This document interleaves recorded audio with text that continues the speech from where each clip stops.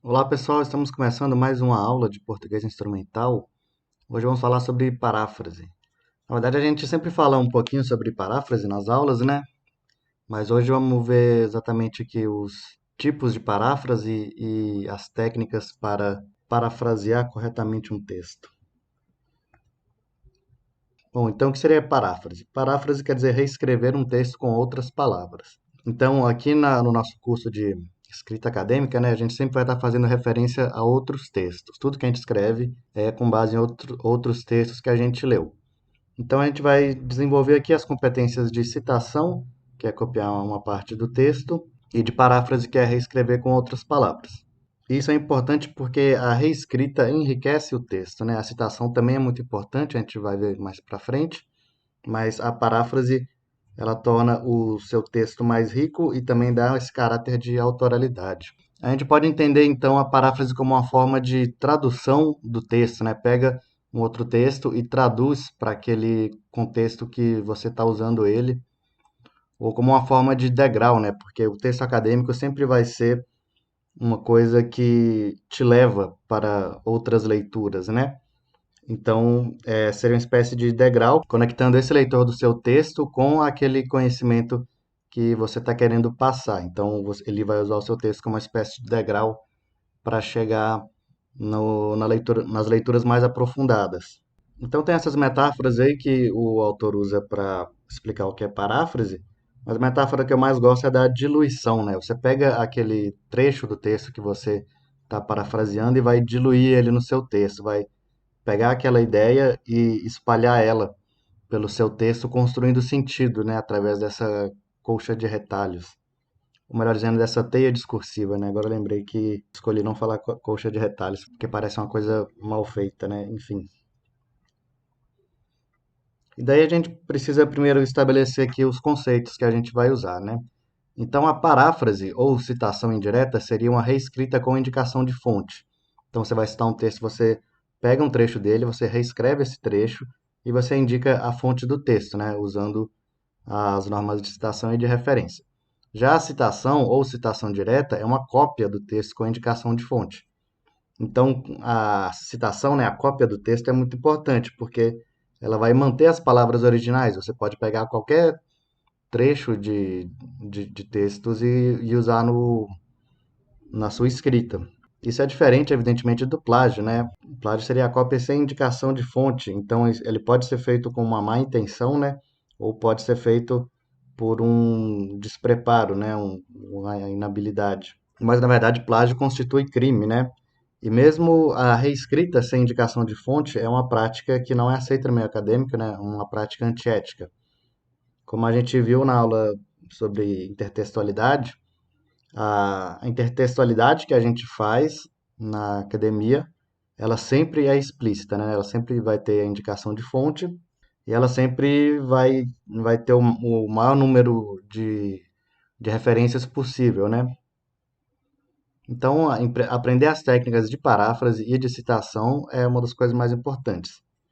Daí a gente teria a paródia, né, que seria a reescrita crítica, então ela vai copiar ideias ou então características do texto, mas com uma função de crítica. Isso aí também não é usado no meio acadêmico, a gente vai ver mais para frente por quê. E a paráfrase pode ser entendida como um critério de textualidade, né? A gente tem aqueles critérios de construção de texto, que a gente chama de textualidade, e a paráfrase, como ela a matéria-prima do texto acadêmico, então ela é também um critério de textualidade. A paráfrase vai servir para compor as ideias do texto, né? Então, todas as ideias, todas as informações que estão no texto, elas foram retiradas de outros textos, né? Então, o uso de citações e paráfrases vai compor todas as ideias do texto. Não só isso, a paráfrase pode ser usada também para organizar e relacionar ideias, porque você vai selecionar essas informações, você vai organizar de certa forma que ela vai construir ou uma nova informação ou uma nova abordagem sobre aquele assunto, né? E aí, por fim, a paráfrase também vai desenvolver o texto. Então, como ela é usada para inserir informações, relacionar essas informações e chegar a uma conclusão, então você está desenvolvendo o seu texto com paráfrase, né? Como eu falei, ela é a matéria-prima do texto acadêmico. E a gente pode dividir paráfrase em alguns tipos, né? A gente teria a paráfrase de reprodução, que é quando você copia o texto e substitui algumas palavras. Isso aí é feito para não usar a citação direta, né? A cópia. Você pode reescrever algumas palavras para tornar aquele texto diferente, desde que não mude o significado, o conteúdo dele. A paráfrase de reprodução, ela tende a não contribuir tanto com as ideias do texto. Ela está simplesmente transferindo a informação de um texto para outro, não está reelaborando ela. Então a gente tem uma paráfrase também que é conhecida como comentário explicativo, né?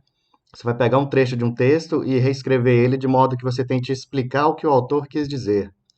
Pode inclusive acompanhar uma citação, né? Coloca uma citação direta do texto e aí explica o que o autor quer dizer com aquilo, né? Isso é uma técnica que torna o texto mais fluido, mais compreensível e também demonstra que você entendeu bem aquilo que você leu. Então você vai pegar daquilo que você citou ou parafraseou, tentar extrair qual é realmente a informação que você precisa, a informação que você quer usar e tornar ela explícita, né? E o comentário explicativo ele pode tanto ampliar quanto reduzir um texto, né? Então você pega um trechinho e você escreve um parágrafo inteiro para explicar o que que aquilo quer dizer, né? Você está ampliando. Ou então você pega aquele trechinho e tira um ponto específico dele para explicitar. Então o comentário explicativo está reduzindo o texto. A gente tem a paráfrase de desenvolvimento, né? Que você vai ampliar as ideias do texto. Então você tem ali uma pequena citação ou paráfrase e você vai tornar aquela ideia mais clara usando exemplos, usando explicações, comparações, comparando também com outras citações, outros trechos.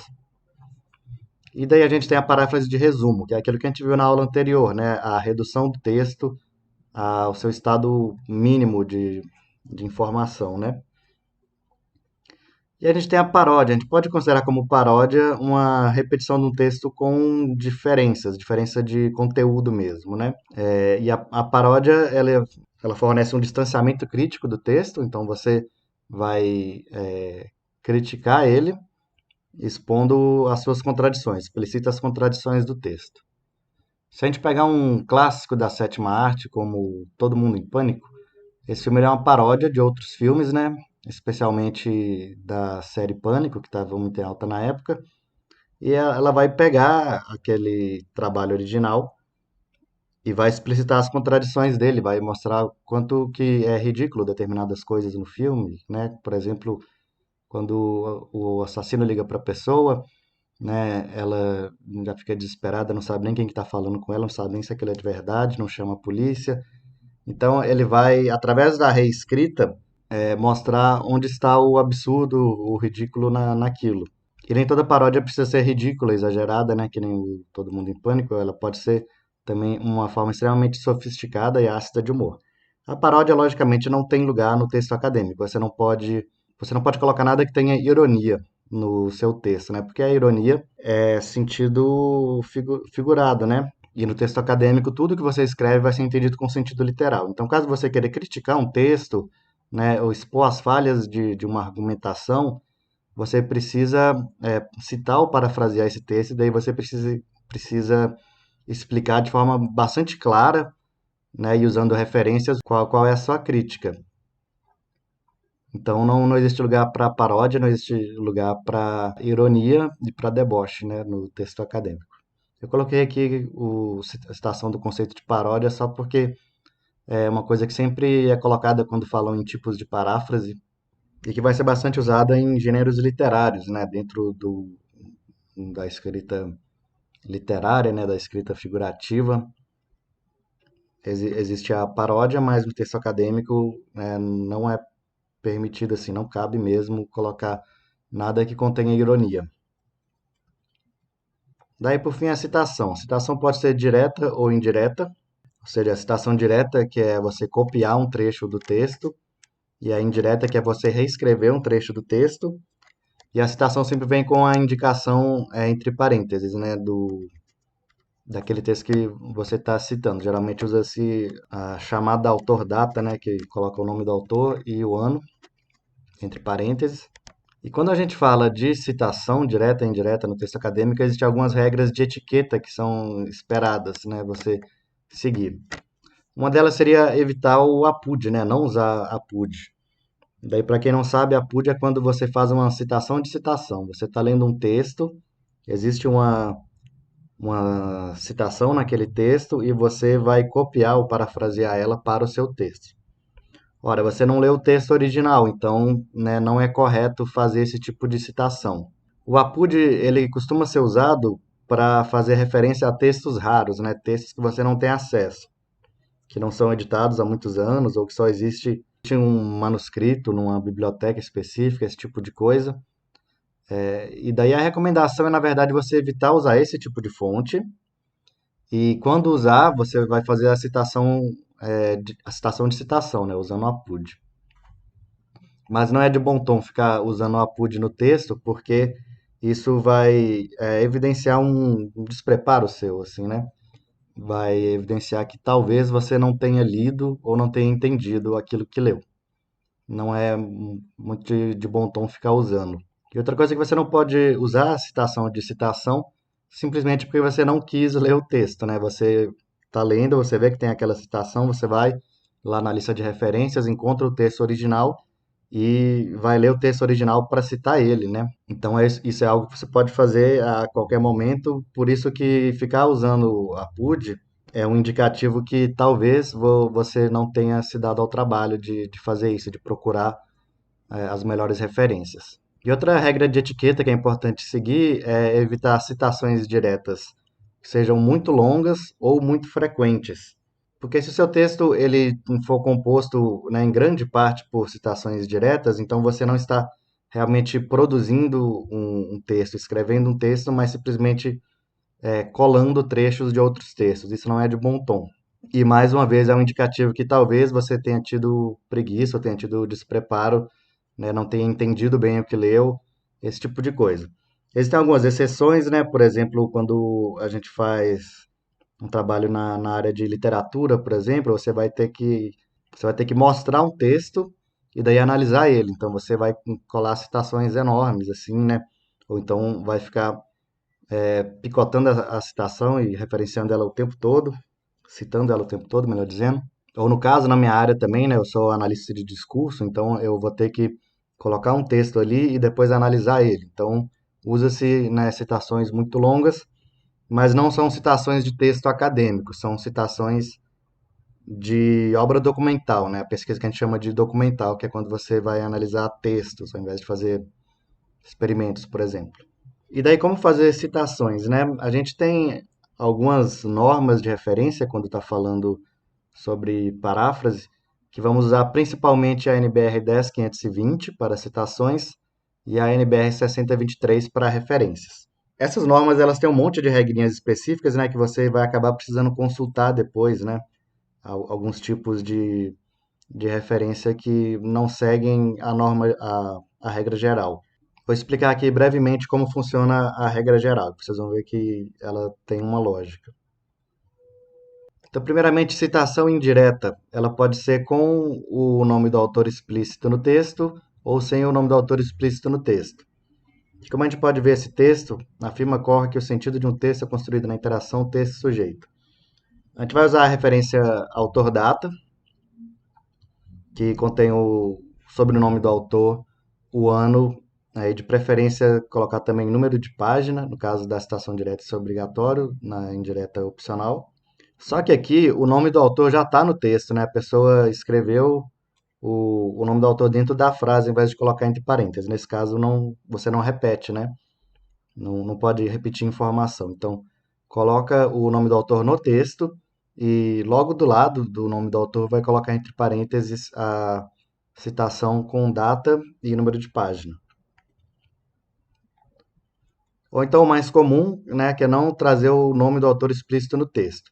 Então aqui no caso ela colocou o parágrafo inteiro, né, e ao final colocou entre parênteses Fiorin 1989, página 70. Então a gente tem as informações que a gente precisa sobre o nome do autor, ano e número de página. No caso desse tipo de citação, sem o nome do autor no texto, a citação é feita ao final da frase ou então ao final do parágrafo. A citação direta vai seguir essas mesmas regras, né? E é importante saber o como copiar, né? Porque a citação direta você vai copiar o texto, então você precisa deixar explícito que copiou, que aquele texto não foi escrito por você. Então, geralmente o que se faz é colocar entre aspas, né? Se a citação se o trecho que você copiou tem até 3 linhas, ele vem entre aspas, ele faz parte da frase. Você está escrevendo junto com o autor, né? Que nesse caso, por exemplo, afirma Orlandi que as palavras mudam de sentido segundo as posições daqueles que as empregam. Então, só se as palavras mudam de sentido segundo as posições daqueles que as empregam é o trecho citado. Mas ele foi mesclado à frase, né? Você pode colocar separado ou pode mesclar com a frase, como nesse caso. Aqui você pode ver que ela colocou o sobrenome do autor explícito no texto, e então vem a referência ao autor data entre parênteses, logo à direita, e a parte citada ficou entre aspas. Então, tudo que tiver entre aspas é citação de outro texto. Isso é importante também porque coisa que eu mais vejo assim em texto acadêmico é aspas errada. Se você colocou algo entre aspas, quer dizer que você está fazendo uma citação direta. Não use aspa em nenhuma outra situação. Você pode eventualmente, ao invés de aspas, usar negrito, usar itálico, mas isso aí é assunto para outra aula. Como fazer então no caso das citações longas, né? Como as citações com 3 ou mais linhas elas são muito longas, não tem como você mesclar ela ao seu texto, né? Vai ficar confuso isso, não vai dar para entender o que que você está dizendo, o que que o autor está dizendo. Então elas precisam ficar separadas do texto principal, né? Bem destacadas, né? Na verdade. Então como é feito esse destaque? As citações com mais de 3 linhas, 4 ou mais linhas, elas vêm abaixo do seu texto, né? A gente tem o seu texto e ele pode estar mesclado também com o texto o trecho que você está citando. Então a gente tem o seu texto e o trecho que você está citando. Então o seu texto pode também estar mesclado, né? Geralmente ele vem com esses 2 pontos e ele pode estar mesclado também, pode estar dialogando com o trecho citado. Mas o trecho citado vai vir logo abaixo com um recuo à esquerda de 4 centímetros e com a fonte menor do que a do texto principal. Não existe nas normas referência a tamanho de fonte, né? Então o pessoal costuma falar Times New Roman 12, Arial 11, mas na verdade a norma da BNT ela não vai dizer qual é o tamanho da fonte que você vai usar, mas ela diz que em alguns casos, como por exemplo na citação direta com mais de 3 linhas, esse trecho copiado ele tem que estar com a fonte menor do que a do texto principal. Então geralmente vai se usar o Times New Roman 11 ou Arial 10. E assim como nos outros tipos de citação, vai ter ao final essa referência autor-data, que da mesma forma pode ser feita, né, lá em cima, na sua parte do texto, se você citar o sobrenome do autor explicitamente no seu texto. Vai ser feito da mesma forma, né? Mas recomenda-se colocar ao final, colocar a citação completa no final. Algumas pessoas confundem também, né, essa citação longa e citação curta, e aí colocam aspas na citação longa ou coloca em itálico, isso não é usado, né? Você não pode colocar aspas nem itálico. Você pode colocar dentro do texto, a gente vai falar isso mais para frente. Mas o trecho citado em si, ele tem que ficar na fonte menor do que a do texto principal. E só isso, essa é a única diferença desse texto para o principal. Ele está numa fonte menor e com um recuo maior. E daí, a citação direta, ela tem que ser uma cópia exata daquilo que foi dito, né? Um Ctrl+C. Mas existem alguns recursos que a gente usa para interferir no texto do outro também, né? Para colocar um comentário ali. Aqui tem, por exemplo, nesse caso, né, tem uma citação longa e aí está escrito: os objetos de discurso a que o texto faz referência são apresentados em grande parte de forma lacunar, permanecendo muita coisa implícita. Então, daí o autor do texto escolheu colocar a palavra implícita em negrito, né? Quis dar destaque para essa palavra. Provavelmente aquilo de que o autor estava falando antes de começar a citação se relaciona diretamente com isso. Então você pode sim, pegando um texto copiado, né? Você pode colocar trechos em negrito ou itálico para dar destaque. E daí, ao final do trecho citado, você vai colocar a referência autor-data e depois vai colocar entre parênteses destaque nosso, ou grifo nosso, ou negrito nosso. Algo nesse sentido, né? Algo que deixa explícito que essa característica não está no texto original. Porque como tem que ser uma cópia exata, então qualquer modificação que você fizer tem que ficar explícita no final entre parênteses, né? Depois da citação. Aí você pode ver alguns outros detalhes aqui nesse texto. Você vê que o termo princípio da economia, por exemplo, está em itálico. Mas esse itálico é do texto original, ele não foi feito pelo citador, né? Aqui você vê também um trecho entre aspas, como eu falei, você não vai colocar aspas no início, né, ao fim da citação, mas pode existir dentro da citação caso isso seja do texto original. E a gente pode ver aqui também uma interpolação, né, uma supressão de texto aqui, nessa reticências. Essas supressões são feitas para reduzir o texto, né, porque como não se deve usar citações muito longas, às vezes você vai cortar uma parte que ela tá sobrando no texto, que ela não serve para nada, né? E aí vai ser digressões, comentários, apostos, esse tipo de coisa que fica sobrando no texto. Você pode, então, cortar partes do texto, vai substituir elas por esse colchete de reticências, para deixar claro que você tirou uma parte do texto.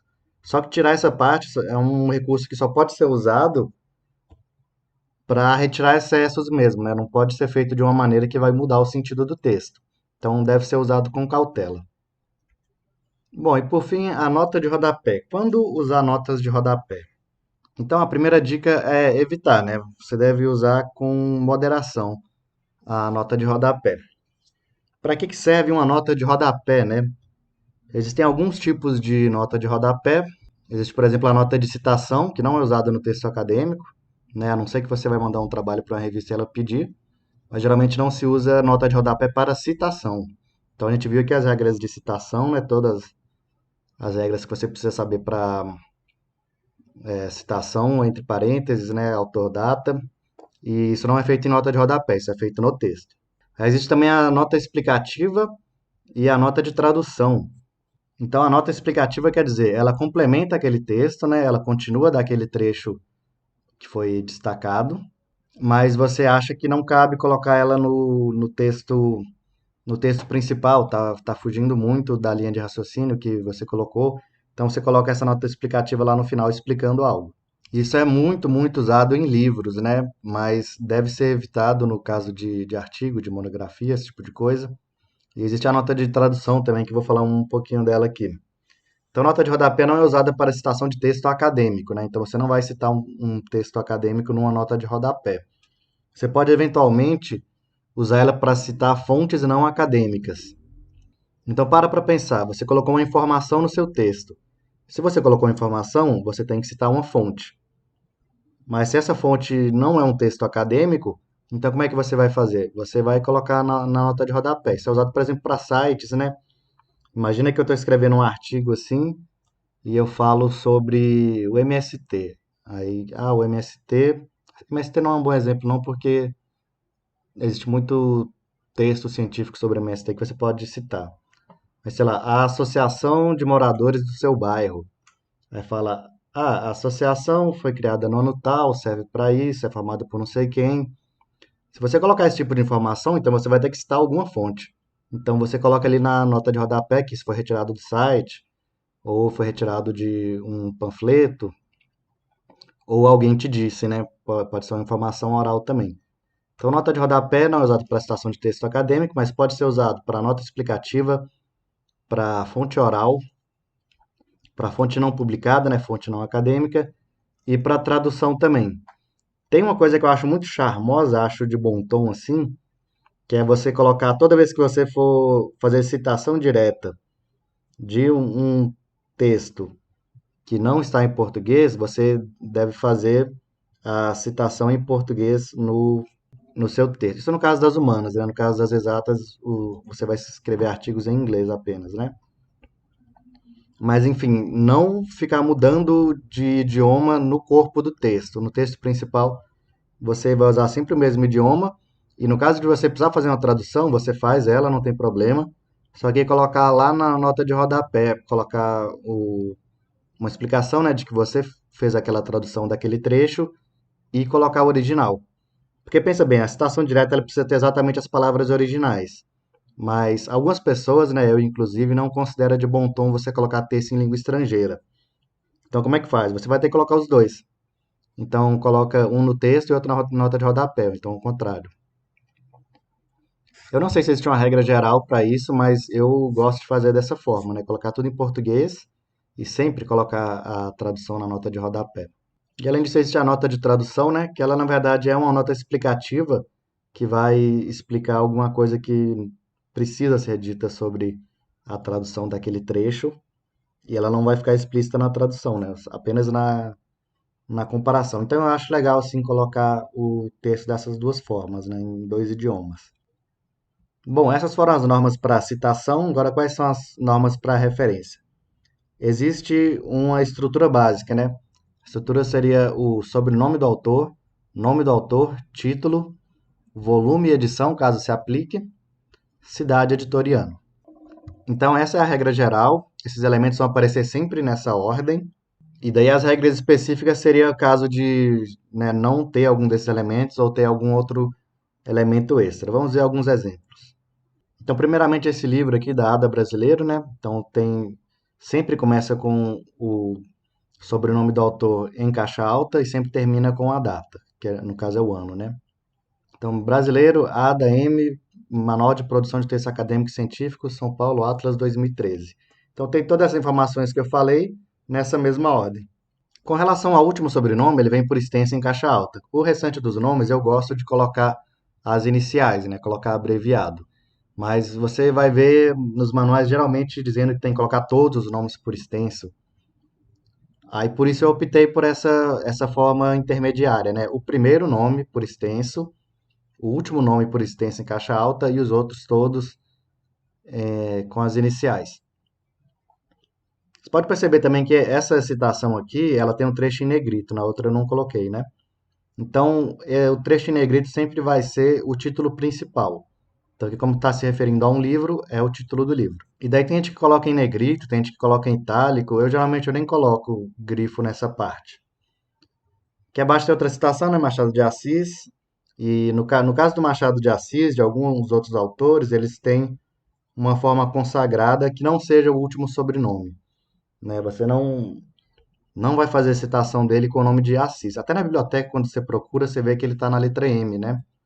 Porque ao invés do último sobrenome, usa-se uma forma consagrada, né? Então, Machado de Assis, JM, Conto de Escola e Outras Histórias Curtas. Brasília, Câmara dos Deputados, 2004. E daí isso são referências de obras completas, né? De livros. Aí tem as referências de parte da obra. Então, aqui no primeiro exemplo, a gente tem, né, Silva, As Esquinas Sagradas, o Candomblé e os Religiosos da Cidade.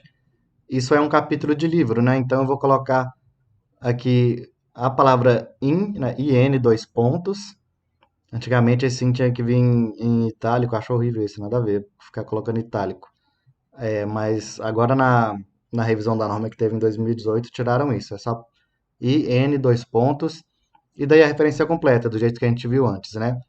Você pode perceber que nome de capítulo nunca vem em negrito, né? Mas o nome do livro está em negrito. Subtítulo também nunca vem em negrito. E que você pode ver também que eu coloquei na referência aqui o nome da editora como Editora da Universidade de São Paulo. Isso é importante. Quando tiver uma editora institucional, por exemplo, a editora do Senado, a editora da UNB, da Universidade de São Paulo, então sempre vai colocar a expressão editora da. Porque o texto ele pode ser editado pela Universidade de São Paulo, né? Por exemplo, um memorando, um edital, o regimento interno da universidade, esse tipo de coisa. Ou ele pode ser editado pela editora, né? No caso, os livros que ela edita, publica e vende, né? E daí nunca coloque, né, no campo de editora, nunca coloque assim, editora Atlas, editora Arte Média, acho muito feio. Coloca só o nome mesmo. A palavra editora é usada apenas para editoras institucionais que tenham que tem o mesmo nome, né? Então existe Universidade de São Paulo e existe a Editora da Universidade de São Paulo. São dois publicadores diferentes. E aí, no caso, existe dois tipos de citação de parte da obra, né? Uma seria a obra é uma coletânea, então tem um organizador, que é o autor da obra, e existe o autor de cada capítulo. Isso é bastante usado em livro acadêmico e é usado também em revistas, né? Quando você vai citar um artigo, a citação é feita dessa forma. Tem os dados do artigo e depois os dados da revista também. Agora, o outro tipo de citação de parte da obra seria a citação de capítulo de livro com um autor, né? Então, o livro ele vai ter um autor e os capítulos não vão ser assinados. Você presume que seja daquele mesmo autor. Então, aqui no exemplo que eu já dei, né, o Manual de Produção de Textos Acadêmicos e Científicos, eu vou citar um capítulo. Então, brasileiro, AMM, as Convenções do Mundo Acadêmico, IN, e aí depois do IN você coloca dois underlines para substituir o nome do autor, para não ficar repetindo ele. Aí, por último, tem o et al., né? Ele é usado para quando você tem mais de três autores, porque é muito comum no texto acadêmico, né, ter 6 autores, 10 autores, e não cabe assim ficar, né, citando todos os nomes por extenso. Então, usa-se o et al. Quando tem 4 ou mais autores. E daí o nome dos autores ele vai estar ou em ordem alfabética ou ele vai estar numa ordem de importância que os autores escolheram usar. Então você vai colocar apenas o primeiro nome e o et al. Bom, e por último, mais uma referência, né? Esse aqui é o capítulo que eu usei para fazer essa aula, do livro Redação Científica. E é isso por hoje. Muito obrigado pela atenção de vocês. Eu sou Pacífico e até a próxima.